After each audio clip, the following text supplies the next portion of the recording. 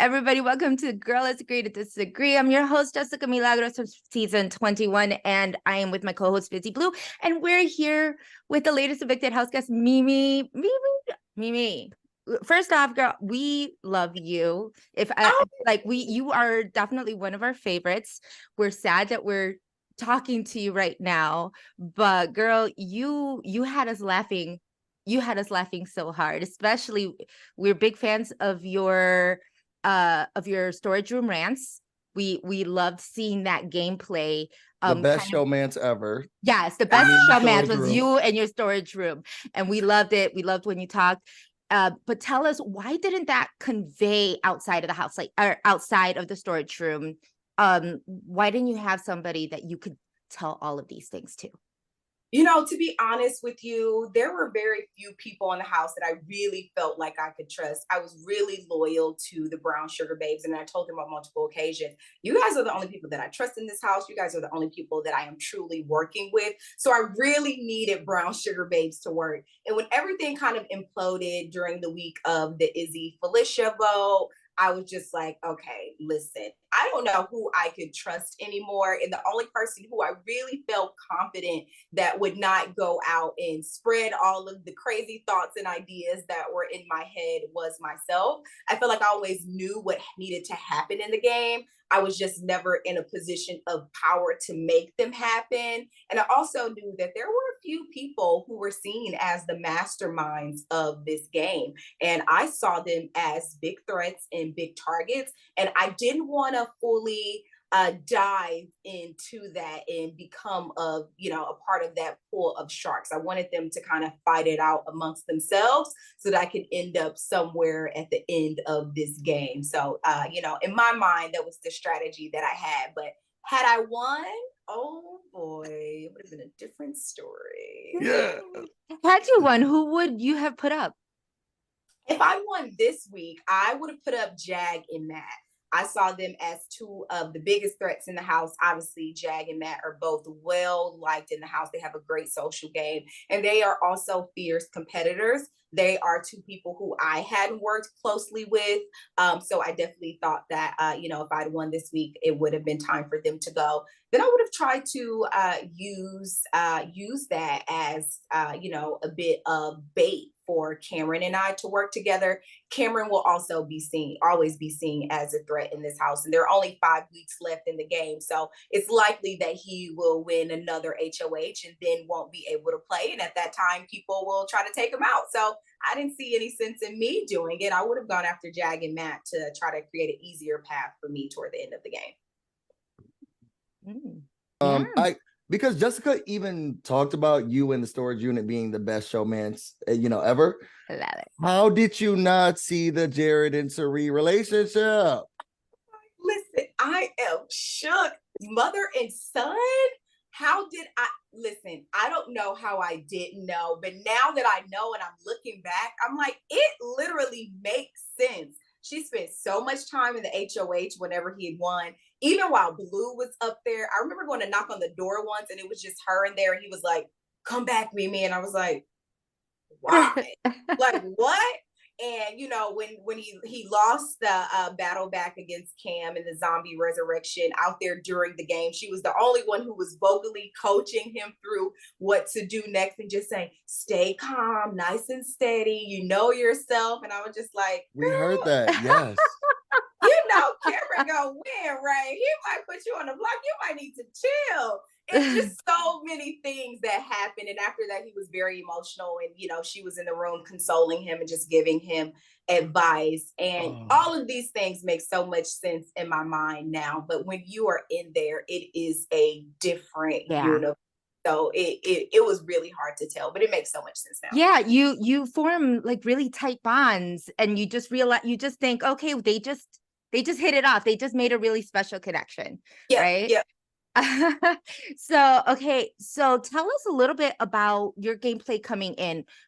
First day, Mimi, you're coming in. Why did you want to go on Big Brother, and what was your strategy like going in? Oh, I am a super fan of Big Brother. Love, love, love this show. Obsessed with this show. So when I had the opportunity to come on, I could not turn it down. I left my job. I left my husband a month after my wedding because I really felt strongly that I would be able to go into this game and not just play it well, but also make it toward the end of it. My strategy coming into the house, I knew that in my line of work, I'm trusted with a lot of important decisions and managing a lot of important people. And I know that sometimes that can seem like a very popular position to have, but it's also one that could bring you a lot of envy and, make people see you as a threat. So I knew that coming into the game that I would need to downplay the dominance that I tend to have working in politics and downplay a lot of the strategy that I tend to have in navigating around DC so that I wouldn't be seen as such a threat in the house. And then of course I come in, you have the Hisums and the Izzies and Sari and Felicia and Cameron and Riley and all of these people who just off top just dive in head first with creating alliances and rallying people around them. And I knew that sooner rather than later, they would be seen as targets in this game. And obviously, that all kind of came to fruition. And I thought that it would be good for me to play a more low key game and then really start to turn it up toward the end of the game. Obviously, winning and being in a position of power really does create a different dynamic for you in the game because you really do have to kind of show your hand and show your cards in that regard. And having not really won anything this season besides a dinner party, I didn't really have the opportunity to really act on some of the strong thoughts and opinions that I had about some of the other house guests, unfortunately. That sounds smart. Sounds like us. I know that Fizzy, you have the last question. Sorry. Okay. You have the last question. In DC, and I think we talked about it a little bit before. I call myself an advocate. Some people say lobbyist. No one cares. So knowing in your eviction speech, you said loose lips sink ships. So from the people who are left in the house, who do you think have the loosest lips, and who would you tell your DC secrets to? Who I think have the loosest lips in the house, I am going to go with America. I'm also going to go, unfortunately, this is my girl, but I'm going to have to go with Mama Fee. She just be talking and talking and talking. I'm like, Mama Fee, you didn't have to tell the people that. What? She stood up in her speech like, and I know people think me and Mimi are in the final two. Nobody said, who said that?